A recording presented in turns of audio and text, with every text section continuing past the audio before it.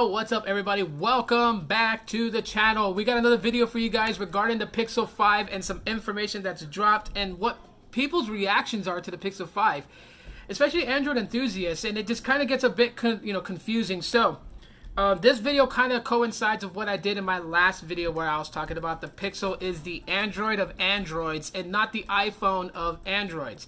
Gotta scrap that mentality out, but this is the reason why. So recently people have discovered by sifting through code that the two code names that obviously reference the Pixel 5 and 5 XL are going to be using the Snapdragon 765G processing chip, which is a 5G chip that's coming from Qualcomm. However, it's not the 800 series, which is mostly seen in flagship devices. So if the 765G is going to be in the 5 and the 5 XL, does that mean that the 5 and 5 XL will no longer be classified as flagships? And if so, then does that make sense? Is that a good path for Google to go down? Now, for me, I cut through all the BS and I say it like it is. And honestly, I feel like that the Pixel 5 going this route would be better for them. Okay, never mind trying to be like the Galaxy S, the Galaxy Note, the iPhones. Never mind trying to be on that price tag level. That is a major turnoff, as we've seen with the Pixel 4. A lot of people looked at all the different things that the Pixel 4 had. Project Soli, 90 hertz refresh screen, all those things added in, and people are like, it's not worth $800 because people are looking at pricing today. Buying a $1,000 phone does not compute. You can put a $1,000 down payment on a pretty solid vehicle. Trust me, I know people who have and actually have a vehicle. What makes more sense, getting a halfway decent car or a phone? And so that the Pixel 5a is routing to go towards a mid-range, high mid-range type device. To me, being an Android enthusiast, that doesn't seem like a bad path for Google to kind of go with.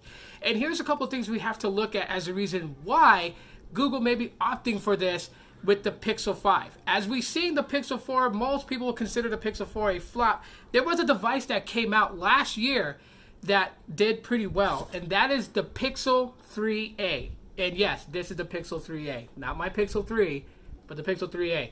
This device outsold the Pixel 3 last year and still sells pretty well today.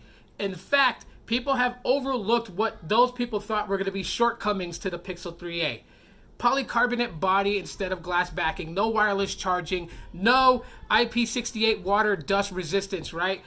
Single camera on the back, single camera on the front, so it didn't even have the dual selfie cameras that the Pixel 3 has, and yet this phone still sells. And as a matter of fact, there are videos where people will tell you how much they love their Pixel 3a because it does very well. Low end, priced at $399 at start, and it sold very well. And that goes to show that Google doesn't really need to build a flagship phone in order to sell hardware. We're looking right now at the Pixel 4a. It hasn't released yet. May of 2020 it might release, but there's always there's already a big hype surrounding that phone. Why?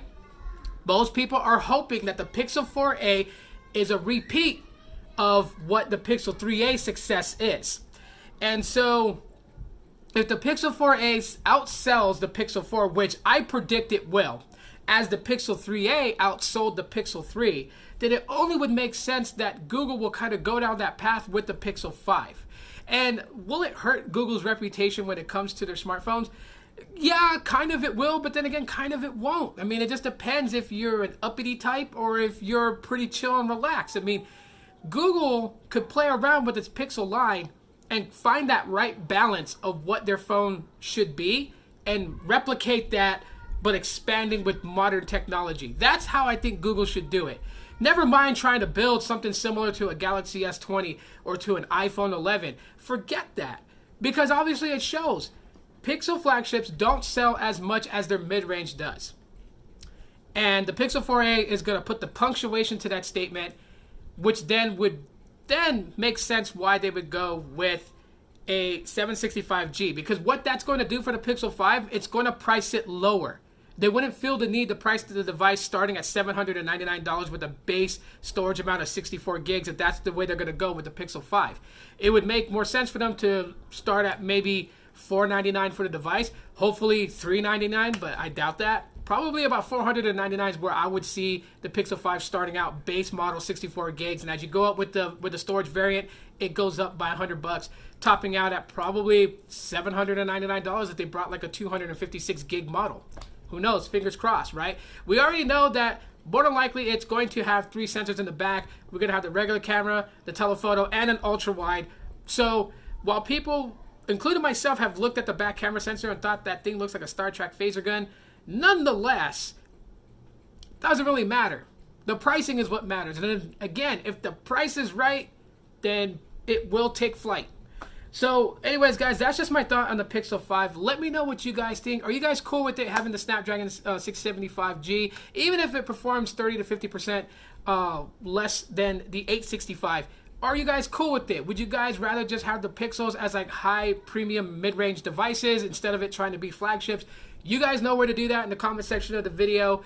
Drop a like if you guys enjoyed today's video. If you just found my channel and subscribed, thank you for doing that. Hit the bell icon to be notified when I upload another video. And yeah, that is it for right now, guys. Thanks for watching, and as always, aloha.